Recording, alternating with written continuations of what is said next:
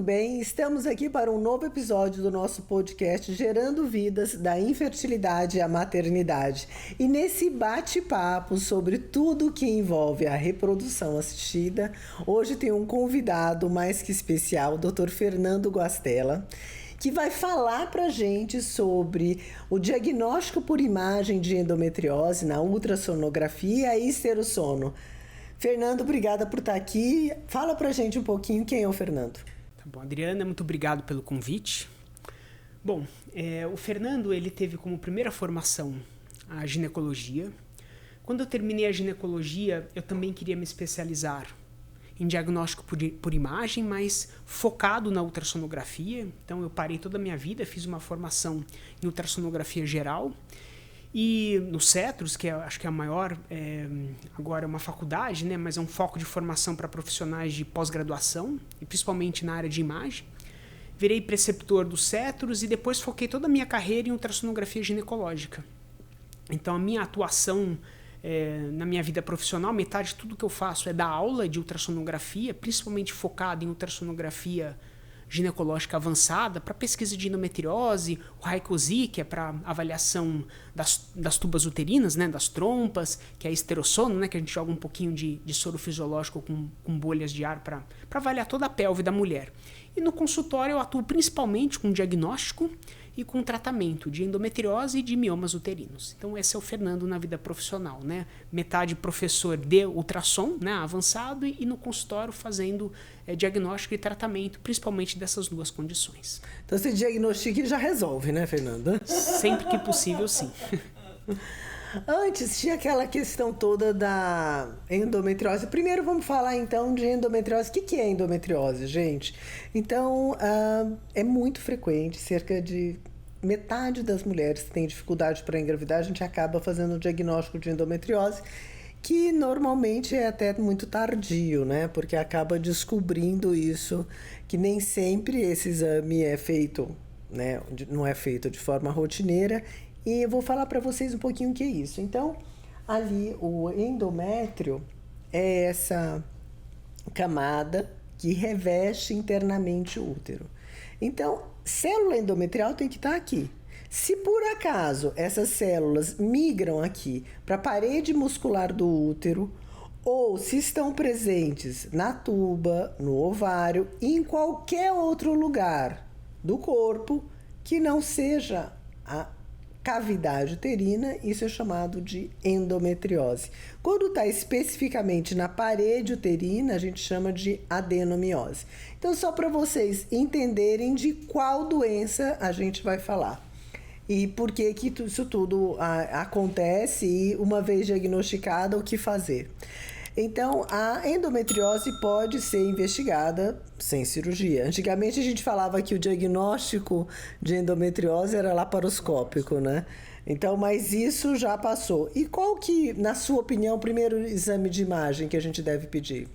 Bom, eu acho que os dois principais exames de imagem que conseguem diagnosticar e estadiar a doença, que é mostrar todos os locais na qual a doença acontece, é a ressonância magnética e o ultrassom com preparo intestinal. Na verdade, ambos com preparo intestinal, com vantagens e desvantagens para ambos os métodos. Então, acho que a grande vantagem do ultrassom transvaginal são para as pequenas lesões peritoneais e para a avaliação do intestino. Quando tem muita doença, é fácil para os dois métodos se o exame é realizado pelo especialista em ressonância magnética ou pelo especialista em ultrassonografia para esse tipo de exame. Acho que a vantagem para a ressonância é principalmente para avaliação neurológica, se você tem uma suspeita de endometriose em raízes sacrais ou nervo ciático, que é muito raro, que embora a gente consiga avaliar isso pela ultrassonografia, a ressonância é superior nesse ponto do exame, e também para avaliação de endometriose no diafragma. Então o ultrassom também consegue perceber doença nesse local, mas tem áreas do diafragma que a gente não tem acesso. Então na suspeita de endometriose no diafragma ou em raízes sacrais, que é o que vai formar o nervo ciático, aí a ressonância magnética é superior. Mas para a grande maioria das lesões, ambos os métodos apresentam alta acurácia, né? Acurácia semelhante, segundo as meta-análises, que são estudos desenhados para avaliar a comparação entre os métodos, mas talvez com uma pequena vantagem para o ultrassom para as pequenas lesões peritoneais e para intestino. E você não acha também o ultrassom mais acessível? Então, Apesar isso de que é depende controverso, né? Porque profissional dependente. Porque quando você pensa em acessibilidade e você tem um tempo médio para o diagnóstico da doença, né, de 7 anos, e as mulheres fazem exames, né? Não é que elas deixam de fazer. E a pessoa faz exame e não diagnostica a doença, a gente às vezes pensa em acessibilidade como um exame convencional. E, na verdade, o ultrassom dedicado para endometriose, ele é um protocolo completamente diferente. E acho que o mais importante é profissional dependente, né? E se a pessoa não tem treinamento suficiente para diagnosticar a doença, ele não vai ver. Né? Na verdade, a gente nem precisa do preparo intestinal. O preparo intestinal, ele ajuda para estadiar a doença. Então, para ver lugares, principalmente mais alto no intestino, assim, e é um protocolo mais dedicado. É um exame que demora 1 hora para a gente fazer, né? E um exame de rotina, você consegue perceber que tem doença, né? Se você tiver treinamento para isso. Mas o estadiamento, aí sim é importante o exame com um profissional especializado com preparo intestinal. Mas, então, o exame que a gente vai falar para pesquisa de endometriose, sempre com preparo? Sempre com preparo intestinal. Qual a recomendação para o paciente que vai fazer esse exame pela primeira vez? Bom, o preparo, na verdade, do exame começa na véspera, né? A gente usa laxantes. Existem laxantes que não dão cólica, que são laxantes osmóticos, e tem laxante que pode dar um pouquinho de cólica. Então, esses laxantes são administrados na véspera, e no dia do exame, o preparo intestinal ele é finalizado, pelo menos no meu consultório, na clínica, né, com a aplicação de um enema via retal, um fosfoenema. E da aplicação do enema até nós começarmos o exame, o ideal é que esse prazo não seja superior a 1 hora. A maior parte dos laboratórios em São Paulo orienta a paciente a aplicar em casa. Mas muitas vezes a pessoa chega na clínica e o preparo já não está tão bom, né? Então eu prefiro sempre finalizar o preparo intestinal na clínica, porque aí quem aplica isso é a minha enfermeira. Na sequência, a paciente evacua e nós começamos o exame com preparo intestinal. Então esse é o preparo, ele é menos intenso do que uma colonoscopia, né? Bem menos intenso, mas há a necessidade dos laxantes na véspera e da aplicação do enema na clínica. Eu até brinco aqui na clínica, falo para os pacientes que quando eu for para o céu, eu vou fazer um baixo-assinado para Jesus, porque eu vou colocar uma necessaire no ovário separar da alça intestinal. Porque, gente, o útero, tem o útero, né, as tubas uterinas, os ovários aqui em volta, tudo tem alça intestinal. E é claro que a alça intestinal com conteúdo, né, fezes ainda em formação, vai atrapalhar, pode mascarar, inclusive as lesões. Lógico, o profissional mais habilitado vai com um jeitinho ali, outro ali, vai movimentando para tentar achar o ovário. Aí eu brinco que quando eu for pro céu daqui uns 100 anos, porque ainda tem muita coisa para fazer pela terra, aí eu vou falar para Jesus colocar uma necessaire com zíper, separando nitidamente da alça intestinal, para facilitar também a coleta de óvulos no futuro. Sim. E também no ultrassom, mal vou colocar, não vai ter alça, não vai ter mais que fazer preparo no futuro, na próxima encarnação. Aí vai ser bom. Então você volta também fazendo ultrassom, porque vai ter seu trabalho facilitado por causa da necessaire do ovário. Sem dúvida. Eu falo que vai ter a necessaire do ovário e também não vai ter ímã, porque também não serve para nada. Bom, gente, voltando aqui para o nosso tema, o diagnóstico de endometriose geralmente é muito tardio. Eu entendi que você comentou também, porque muitas vezes eu fazendo o exame aqui pela primeira vez, o paciente não tem nenhuma ideia e os ovários já estão todos alterados, em posição diferente, né? Já fixos, a parede uterina já modificada, mas o que faz a diferença mesmo é o olhar, né? E você acha que é por essa falta de preparo ou de orientação na realização desses exames para fazer esse diagnóstico tão tardio? Eu acho que a radiologia ela evoluiu tanto que hoje em dia a gente não consegue mais profissionais genéricos, né? Então, dentro da ultrassonografia, a gente tem subespecialidades, né? Então, o radiologista tem uma formação genérica. Depois ele escolhe uma área de atuação. Ressonância magnética, por exemplo, é abdômen e pelve, né? Existe um cara que é especialista em neuro. E quando você pensa em ultrassonografia, você também tem sub-áreas de atuação, né? Medicina fetal é uma área, ultrassom ginecológico avançado é outra área, músculo esquelético, ecografia vascular, que são exames para veias e artérias. Então, existem subespecialidades com pós-graduações dedicadas a cada uma dessas subespecialidades. Então, eu tenho pelo menos 2 ou 3 turmas de pós-graduação por ano para formar especialistas em diagnóstico por imagem da endometriose focado em ultrassonografia. E são radiologistas e ultrassonografistas que trabalham há anos com ultrassonografia transvaginal e que querem aprender a técnica da endometriose. Então, é algo que não se aprende de rotina nas residências médicas, né? Então, existem cursos dedicados a isso, então você tem que querer aprender esse exame. Então, você precisa ter uma habilidade motora muito constituída em exame transvaginal para depois você querer aprender endometriose. Quem está começando a fazer ultrassom não consegue aprender todos os detalhes da endometriose. Você precisa realmente trabalhar 1, 2 anos, ter uma habilidade motora constituída, entender bastante do exame, para aí sim você querer se dedicar a esta área de atuação. Então, de fato, para fazer um diagnóstico, então, se você faz ultrassom de rotina, não dá para saber se você tem ou não endometriose. Mas vamos também pensar o seguinte, gente, ter uma doença, ela começa a ser um problema quando ela te impede ou de engravidar, começa a ter um desconforto, impactar na qualidade de vida. Nem toda endometriose é cirúrgica, então calma também, que se você está tentando engravidar, não precisa sair aí, mal tentou engravidar, já quer fazer todos os exames para tudo isso. Então, a gente precisa entender o que significa aquele exame, o que a gente vai fazer com esse resultado para depois solicitar. Né? Sem dúvida. E acho que o que você falou é muito importante, né? Porque a maior parte das mulheres com endometriose, o tratamento é não cirúrgico. A gente precisa entender o motivo pelo qual a pessoa foi fazer o exame. Então, se o motivo eventualmente é infertilidade, né, o tratamento de escolha é um tratamento de medicina reprodutiva. E, às vezes, o que acontece é o profissional que não tem link com essa parte da infertilidade, às vezes uma paciente até tem sem sintomas, né, e que pode, às vezes, até atrapalhar se a cirurgia é realizada em momento inapropriado, pela diminuição da reserva ovariana, né?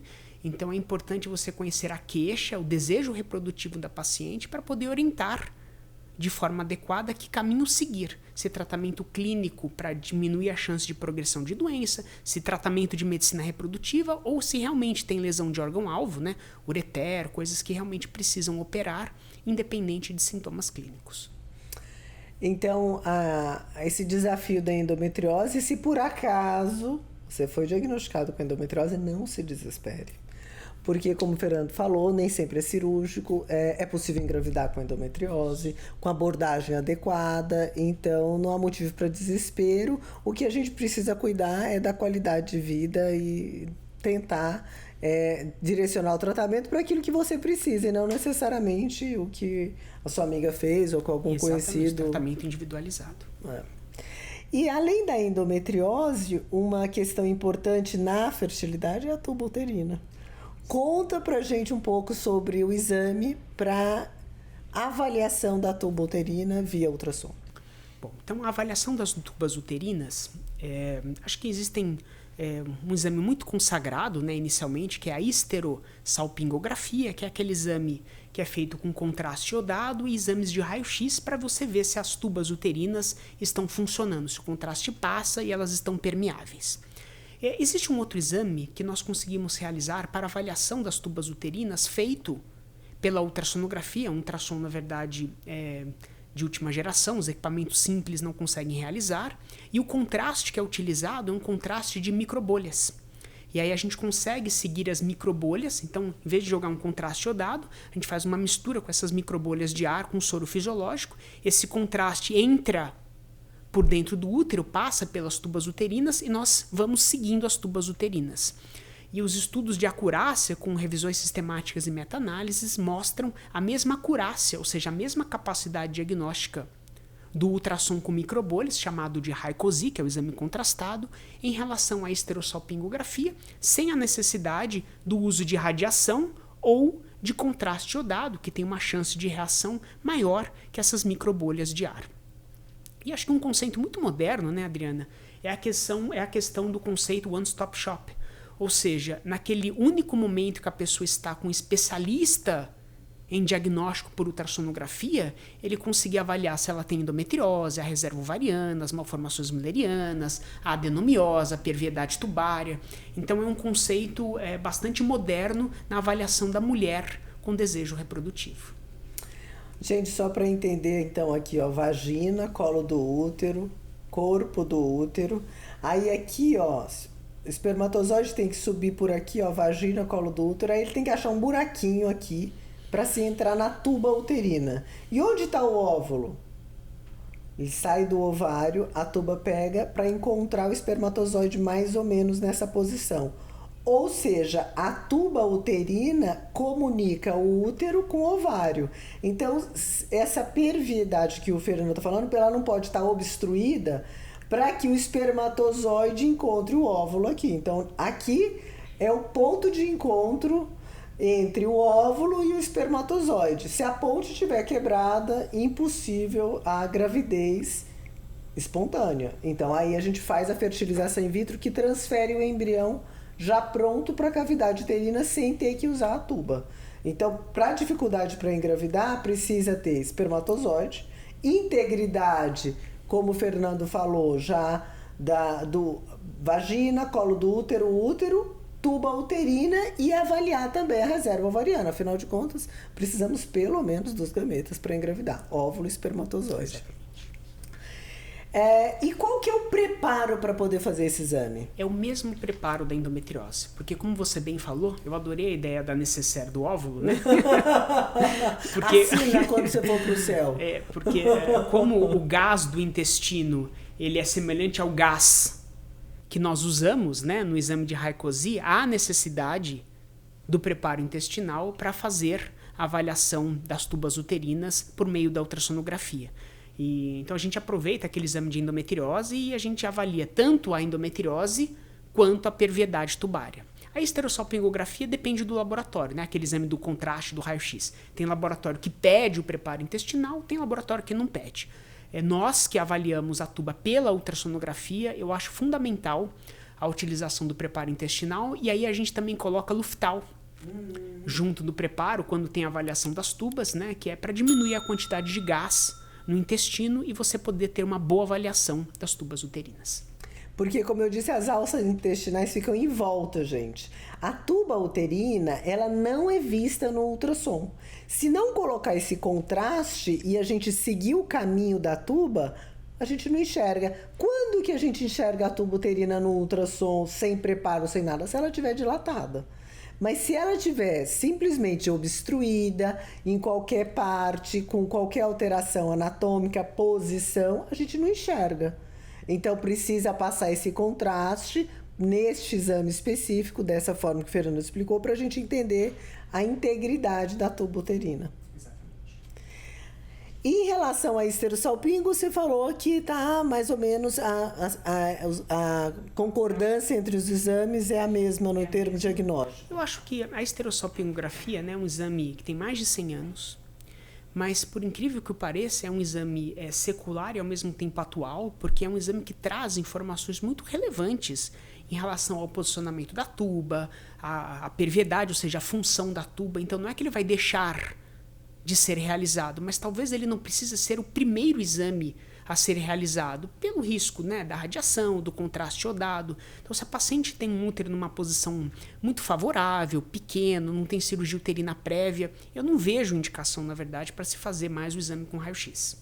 Agora, quando você tem úteros muito volumosos, eu vou falar um termo técnico aqui, né, que é uma posição do útero médio vertido em que as tubas estão muito longe do transdutor, talvez a esterossalpingografia performe melhor. Então o médico, né, especialista em reprodução humana, ele vai saber escolher qual é o melhor momento de você fazer o exame de esterossalpingografia ou do exame de Raynaud.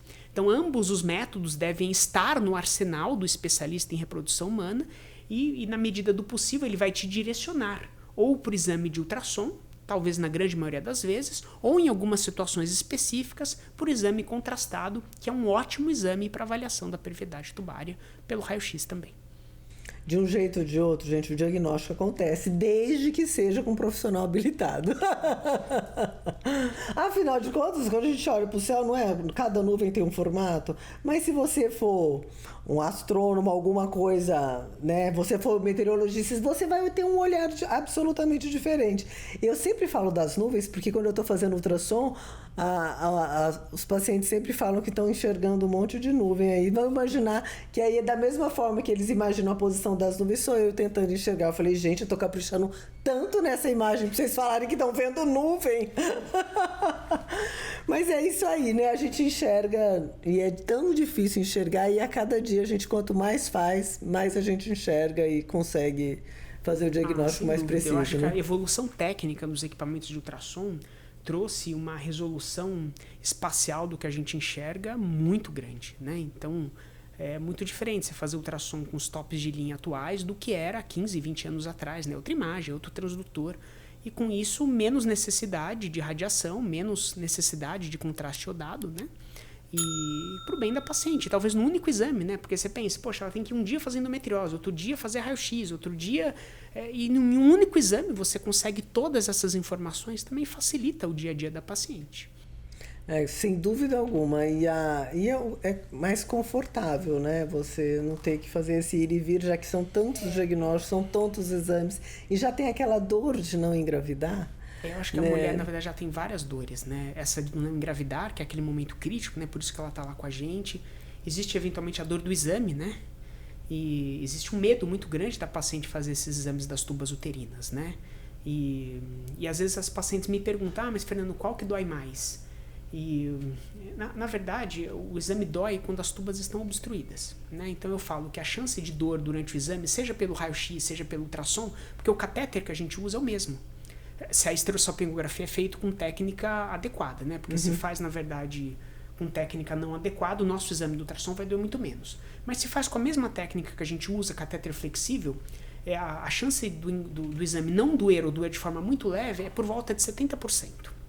20% de chance de ter uma dor moderada ou até 10% de realmente ter bastante dor, mas isso acontece quando as tubas estão obstruídas, né? Então a gente vai no limite da paciente, mas existe possibilidade realmente do exame causar um desconforto quando a tuba está doente. Imagina que vai colocar um contraste, né, para a gente enxergar esse caminho e tá fechado. Então a pressão que se faz para esse contraste subir até a tuba, esse contraste é que vai fazer a pressão ali na tuba, mas não tem passagem. Então, lógico, quando tem a passagem sai esse contraste e aí não tem tanto desconforto, só para vocês entenderem o porquê da dor quando a tuba está obstruída. Quando ela não está funcionando. Senão é muito tranquilo. As pacientes fazem isso, mas doutor, eu estava com tanto medo, foi tão tranquilo. Né? Então é algo muito comum quando está tudo funcionando. E aí é bom espalhar essa notícia porque as pessoas sofrem com antecedência em relação ao exame, e sendo que isso pode acontecer de uma forma mais acolhedora, né? O ultrassom você faz numa mesa mais confortável, né? Você não está numa sala de raio-x, a gente coloca uma bolsinha de água quente, a gente dá medicação para, né, diminuir a chance de desconforto durante o exame, mas em termos de avaliação da dor em relação aos estudos mesmo, é parecido, tá? Não tem diferença estatística, mas eu acho que no ultrassom é um pouquinho mais acolhedor pelo ambiente, né? Não é uma mesa gelada de raio-x num hospital, é uma coisa tranquila no consultório. Né? Ótimo.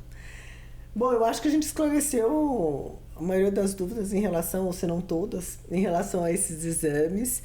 E eu queria te agradecer pelo bate-papo, por dividir seu conhecimento amplo aqui com a gente e com quem está nos ouvindo, e as suas considerações finais para os nossos ouvintes. Bom, eu acho que, como a gente está falando especificamente de endometriose, né? É uma doença bastante comum, né? 10% das mulheres aproximadamente têm a doença. O diagnóstico não é um bicho de 7 cabeças, né? Se você fizer com um profissional habilitado, recebeu esse diagnóstico, entenda o motivo pelo qual você foi procurar, né? É dor, é infertilidade, e procurar, na verdade, profissionais dedicados ao tratamento da doença. Não perder tempo, sabe? Se você, na verdade, já tem uma idade um pouquinho mais velha, já esperou mais de um ano aí para tentar engravidar, buscar profissionais especialistas em reprodução humana para fazer você engravidar. Se você tem dor, buscar um profissional especialista no tratamento da doença. E muitas vezes o tratamento é não cirúrgico, né? Na verdade, a maior parte das vezes. E eu queria te agradecer pelo nosso bate-papo, foi muito agradável. E estou disponível para qualquer outro encontro. Agradeço. Ai, que ótimo, gente. Então, ó, com essa deixa, a gente pode marcar mais bate-papo sobre endometriose. Se você ficou com alguma dúvida a respeito desse assunto ou qualquer outro, entre nesse universo da infertilidade à maternidade, a gente está aqui para esclarecer. Obrigada por nos acompanhar até aqui e até o próximo episódio.